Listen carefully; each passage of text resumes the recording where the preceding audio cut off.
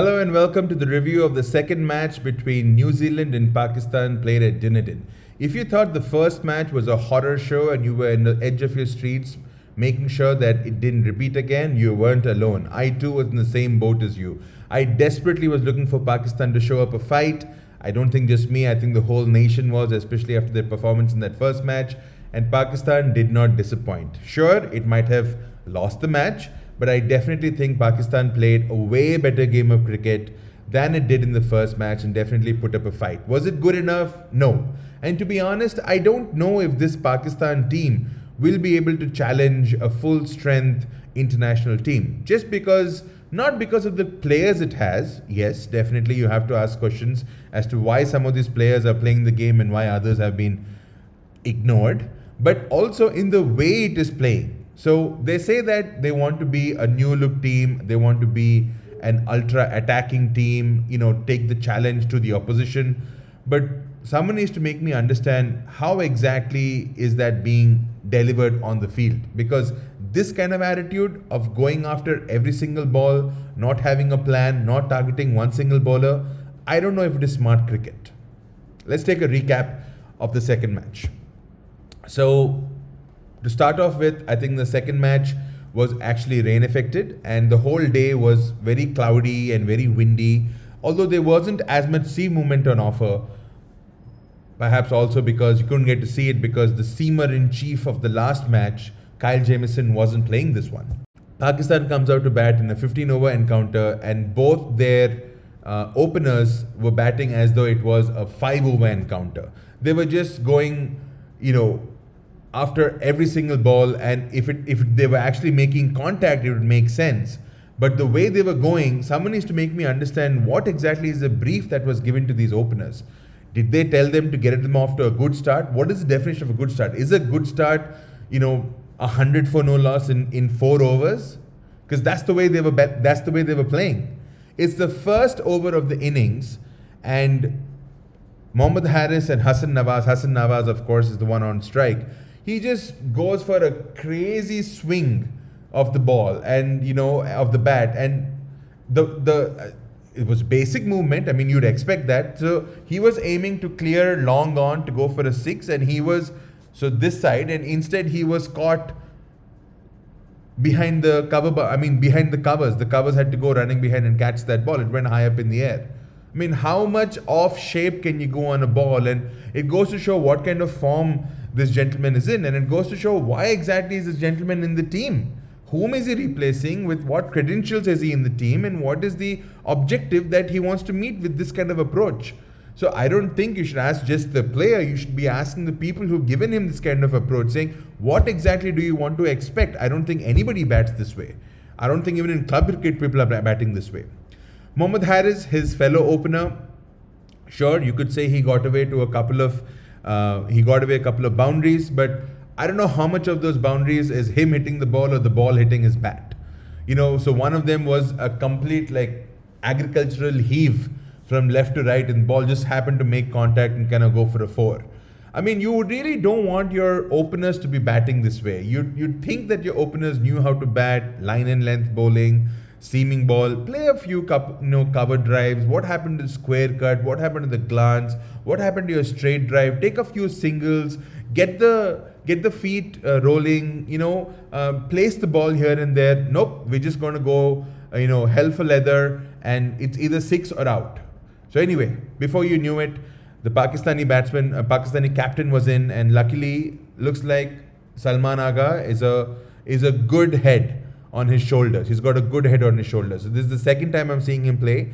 I'm not a big follower of Salman Agha, but I've heard greatly about him, especially from Pakistani TV shows that talk about cricket. They always talk very highly of Salman Agha, and he's showing why. If in the last match he showed his prowess against spin bowling, this match he showed his clean hitting ability against pace bowling too. Granted, the pace bowling wasn't as penetrative as it was in the first match. Kyle Jamieson not being there definitely had an impact. I don't think New Zealand bowlers were really first choice bowlers per se. I think they too were kind of newcomers. But nonetheless, the way Salman Agha played and the kind of shots he hit was very, very pleasing to the eye and showed that he had complete command and over his batting. He knew what he wanted to do. He was batting at a particular pace. He understood the match situation. He was taking risks. He understood field placements. Even though it was aerial shots, it was towards places where fielders were not there.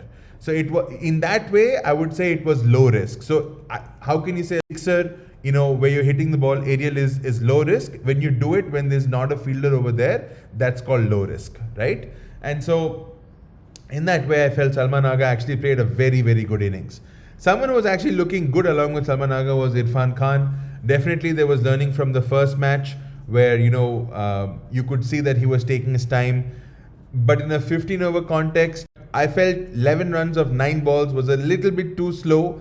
And especially when you consider the fact that 11 runs had a 4 and a 6 in it. So you played 2 shots that got you 10 runs, but basically you played 9 dot balls. And in a 15 over in a T20 match and a 15 over context, I don't think that's the way to do it.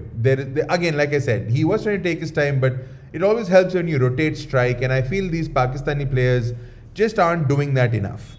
Irfan Khan goes and targets Ish Sodhi in his very first over. Was that the right thing to do? I'm not sure. You could have said he could have waited a couple more balls before targeting a spinner, just to see how the spinner is bowling. Remember, Ish Sodhi is a very tall bowler, so he gets the ball to bounce very well, and that's exactly what happened with Irfan Khan. Goes for a shot and gets caught on the covers. And I'll say this actually was the turning point in the match. One of the 2 turning points in the match. I'll come to the second later, where not only did he get a good-looking, not a well-settled, but a good-looking Irfan Khan out and broke the partnership with Salman Agha, but right after that comes Khushdil Shah, who was a really good player and a powerful striker of the ball, as was shown in the previous match, and he got him out with a beautiful dusra. So Khushdil Shah is a left-hander, as you know, and when the ball comes in, he's playing for the ball to come in, but it actually spins away from him, takes the outside edge, and a beautiful catch.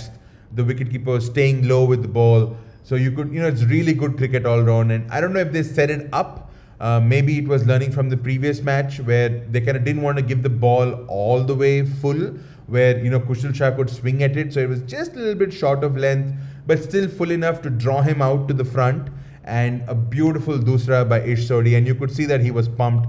That's the kind of wicket that a spinner only dreams of, and was it was, though it was not initially given out, it was reviewed by the New Zealanders, and you could see that there was a nick. So Ish Sodhi was really pumped about it, and you could see that, that's the kind of wicket that definitely there was some planning that went to it and beautiful execution behind it. So that's always the thing with New Zealand is I feel they always have a plan for every single player. They have a method on what they want to do. They have a plan A, a plan B, and a plan C. And very often they focus on the execution of the plan. And that is where I feel, even if you don't have the best of talent, because of the professional approach you show towards cricket and the meticulous planning that is put into it, that is why New Zealand always seems to be among the better playing teams in world cricket, consistently being semi-finals or better in almost all ICC tournaments over the last decade or so. So coming back to this thing, once Khushdil Shah also got out, you could say that the pressure was well and truly on the captain, Salman Agha. Same situation as last match. I feel because of the depth of batting in the Pakistani lineup, I think their batting pretty much finishes at 5. After that, there's a couple of all-rounders you can say, but more bowling all-rounders than batting all-rounders, unlike India. So because of the fact that if your top 2 or top 3 guys are going to get out cheaply, which they are in this way, you basically have a core of only 2 or 3 batsmen who are actually doing the bulk of the scoring. And because of the fact that your players around you are getting out so cheaply, I feel there's so much of pressure on these 2-3 batsmen that they are not able to properly, bat out the whole overs and do justice to a proper score, which was evident in the first inning, in the first match, and evident again in this match also. So going for quick runs, close to a boundary, close to his half century, goes for the almighty heave onto the leg side to clear the fence. But Chapman actually held on to a very good catch. By the way, side note, Chapman has held on to, I think, like 4 or 5 catches, including one sensational catch that he took on the gully, a la Glenn Phillips. So you could say that even though Glenn Phillips is missing in action, there's a Chapman over here, at least on the field. With the bat, he wasn't all that great. one of six, Glenn Chapman, but we'll come to that later. So with the captain out of the way, the Pakistani innings pretty much was just about to fall apart. And you could say Shadab Khan and the captain Salman Agha had a good partnership, but then once the captain Salman got out, Shadab Khan, I thought, played very well for his. He's such a talented player. I keep saying this again and again. I feel like he's the Jadeja of the Pakistani team. He's so capable with the bat, capable with the ball, and a very good fielder. So you felt bad that he didn't have any supporting, cast with him. I felt if he had a good batter or two along with him, then he would have been able to play better shots. But, him falling at the wrong time, and then Abdul Samad also getting out very cheaply by some very, very intelligent bowling by another player who's been on the circuit for a long time and just hasn't truly lived up to his potential, I guess, Jimmy Neesham. So he's also one of my favorite players. Great character off the field, fun Twitter banters with other players and stuff. So Jimmy Neesham, I don't know from when he's been playing, but he's been around for a long time.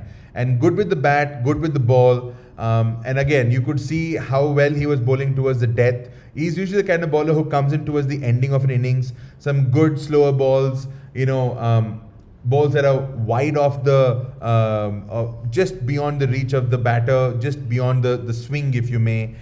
Some good slower balls, some good bouncers, some good short of length balls. He's kind of like a Hardik Pandya kind of a bowler, not all that great in pace, but really intelligent bowler. And even though Shaheen Shah Afridi did manage to get a hold of him for a few runs, you could still say that was some decent bowling by the New Zealanders. They kept pegging back Pakistan with wickets every now and then, and had it not been for a few lusty blows from Shaheen Shah Afridi towards the end of the innings, Pakistan would not have reached anywhere near their score of 135 from 15 overs. Now, prima facie, when you look at 135 from 15 overs with a run rate of 9, you feel it's a very good score. But if the 100 is anything to teach us by, curtailed T20, if you thought T20 was ODI on steroids, then anything less than 20 overs, like 15 overs in this case, is T20 on steroids. And because the batsmen have lesser time and there's the number of batsmen are the same, so they're willing to take more risks because they don't have to last 20 overs, they just have to last 15 overs. So because of that, you have to take early wickets if you're to survive. And if you don't take early wickets, this kind of a score is just not enough. I think the kind of score that they would be looking at, especially on a pitch which had true bounce and relatively less seam movement, swing movement also compared to the first match, I think something around 155 to 160 would have been par for a 15 over contest in this kind of a wicket. At the same time, was 135 enough? I think 135 would still have been enough had it not been for the main turning point. I told you the first turning point was Ish Sodhi's over. I felt the main turning point was actually in Pakistan's bowling. So let's talk about that for a second. The main problem, before we talk about Pakistan's bowling, there was one theme that was recurring throughout the last match and this match, is that the moment a South Asian team goes to New Zealand or South Africa or Australia, once upon a time England, but not so much now, and they see the ball bounce, I don't know what comes over them, but they forget about the fact that the ball swings also. You don't want swing anymore, you just want bounce. You're excited by a couple of balls that bounced and went to the shoulder of the bat. Now you want everything to come there. But guess what? The batsman sitting on the other end is not an Anguta chap, right? He's also a very talented guy. He knows the length you're bowling, and if you're not going to vary your length, what's going to happen? You're going to get smacked all over the place, and that's exactly what happened. I say the match actually turned, not so much in that over where Kushdil Shah got out of Ish Sodhi. The match actually turned in the second, third and fourth overs.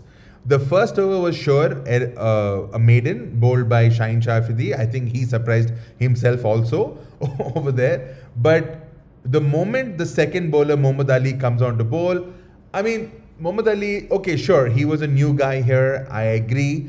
But you have to wonder, why exactly is he in this team and a Naseem Shah not in this team? I mean, if you're serious about T20 cricket, this is an international T20 match. You have a player like Naseem Shah with you. Why is he not playing? Is he Is he hurt? No, he's not hurt. Is he resting? No, he's not resting. Is he not fit to play? Of course he's fit to play. Then why is he not playing? Why exactly is Mohammad Ali playing? I mean, what have you seen in Mohammad Ali that you haven't seen in Naseem Shah? Apart from the fact that Mohammad Ali makes a lot of sounds and noises when he releases the ball. I don't understand. Sure, the ball is coming out fast, but what made the Pakistani bowlers good in the past wasn't just the fact that they were able to bowl fast balls. It was also the fact they were intelligent about bowling. Over here, I'll say that, I want to go out on a limb over here and I want to say that Shaheen Shah Afridi actually cost them the match. I'm saying it. Shaheen Shah Afridi is such an experienced guy. He's played in so many matches so far. He's played in all around the world. He's played in leagues everywhere.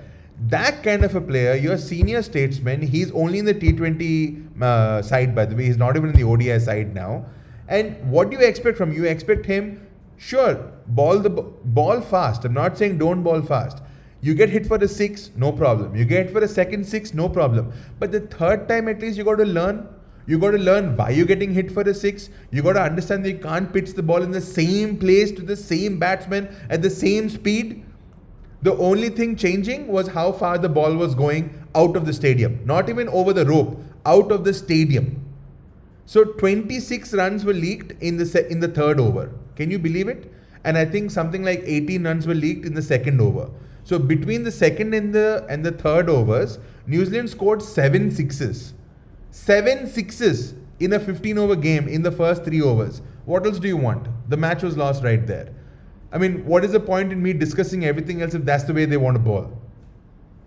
That was really disappointing to see, to be honest. I mean, sure, you can say I'm being really harsh or really critical or whatever it is, but that's not what you expect from your frontline quick. Your gun bowler, you want him to use the pace, see the pitch has good carry, sure, but where is the variations? Where is the slower balls? Where is the back of the hand ball? Where is the bouncer? Don't put it into the rib cage, put it onto the head. And where is the Yorker? Can I ask what happened to the Yorker? Why did it suddenly go out of fashion completely? Anyway, these are questions that I got very ticked off by, to be honest. I'm not saying that New Zealand did not bat well. Finn Allen and Tim Siffert, they were good shots, fantastic shots. The way the ball came off the bat and the sound it made, it's almost like sitting here in Hyderabad in India. I was able to hear the sound from Dunedin in New Zealand. That's how clean they were striking it. But the point is, the lengths were so predictable, the pace was so predictable, so it was a matter of time before they were able to do it. That was the disappointing part about it. The standout bowler in terms of figures, I guess, was 3 for 20 from Haris Rauf.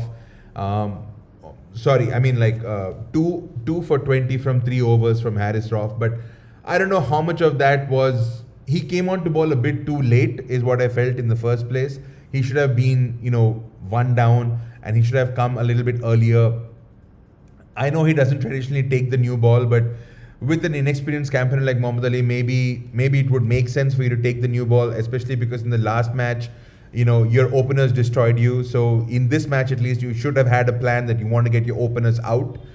Maybe you could have opened with Shadab Khan on one end, or even Kushdil on one end, and a pace ball on the other end, So Tim Seifert and Finn Allen, they've not been tested against a spinning ball. It's a hard ball, so it'll bounce more. So maybe you could have tried something like that, but nope.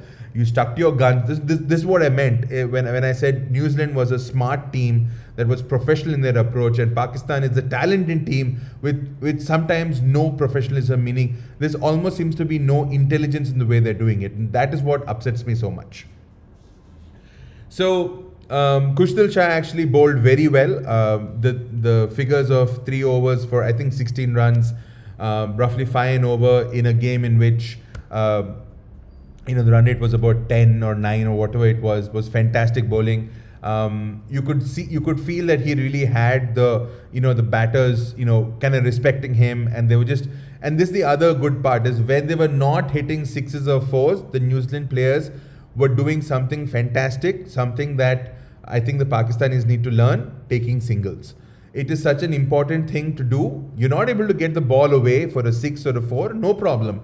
Make the ball count, at least take a single, pierce the gap. You can run a 2 on those big grounds. And when you take a single, you have a left-hander or a right-hander, or you have two right-handers or whatever it is, you make the bowler reassess, you make the bowler rethink the next delivery he's going to bowl.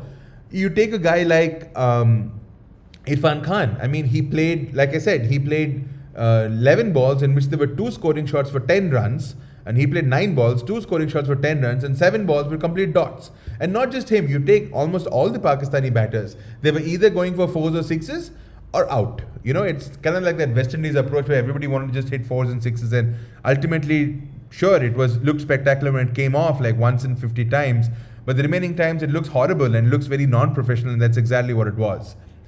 So I don't want to get into much depth into, sure, New Zealand lost a few wickets here and there. I guess there was a couple of good catches. One of, Harris Roth actually, of his bowling, he nailed a pull shot and got caught very well at the boundary. Shaheen Shafidi held on to one decent catch, I guess. He was kind of tall, came up to him, slightly fast, Team Seifert. Sure, all that was there. I mean, it was a given, but after the disappointing start to the innings where they almost lost the match, I was really moved off, to be honest, to see out the whole thing. And one specific thing I want to say is that Pakistan being Pakistan, there was a very Pakistani moment where, Pakistani cricket moment rather, where the ball goes high up in the air, and I think this is the bowling of Harris Roth, and Shadab Khan is the fielder. I think Daryl Mitchell is the player. The ball goes high up in the air, and you feel it's going to be an easy catch. And Shadab Khan is just standing there, and the ball's not coming no matter how long it is, and he's kind of going like this. He's moving, and you can see that something's going to happen. And sure enough, he spills the catch, right? And the moment he spills the catch, you're left wondering as to how is it possible that international players can feel this way. And the best part is he's laughing at the end of it, because sure, there's some wind and such high catches, the ball does can move around, but you'd expect a player of international standard to catch it. And right when you felt that that's the low point, the same bowler, same batsman, same fielder, he puts a short of a length ball, Daryl Mitchell kind of pokes at it just to kind of place the ball, and Shadab Khan pulls off a brilliant one-handed catch. So that is Pakistani cricket. Crazy and unpredictable and hilarious and genius at the same time. And that is what upset me so much, is that, see, winning and losing is part of a cricket match. Okay, I'm not saying that every single match that you play you have to win. Obviously, if the opposing team is good at what it does, there will be times when it loses. But what you want your team to do is participate. Not participate, but compete. You want your team to put in the best it can, not just in terms of selection, but once the players are selected, there should be a methodology, there should be a plan, there should be a particular way to do it. And if something doesn't work out, there should be a plan B. There should be some sort of learning. Okay, in the first match we saw this, so let's try something different, right? Okay, he hit me for 2 6s in my first 2 balls, let me try my next 2 balls to be slightly different. But when you do the same thing again and again, it's like you're taking your head and bashing it against a rock. And that's a little bit like how I feel too when I see Pakistan cricket. Pakistan cricket is not this. Pakistan is full of talent, full of passionate fans who love their cricket, who love their sport. Dil Pakistan. And sure, against India, I want to see them lose, but I want to see them play good cricket. And unfortunately, yes, you can say the cricket was better than the first match. I'm not saying no. But against this kind of a New Zealand team, I don't want to say it's a club kind of a team, but without 4 or 5 of your main players, if that's the kind of cricket you're going to put out, I feel Pakistan has still a long way to go.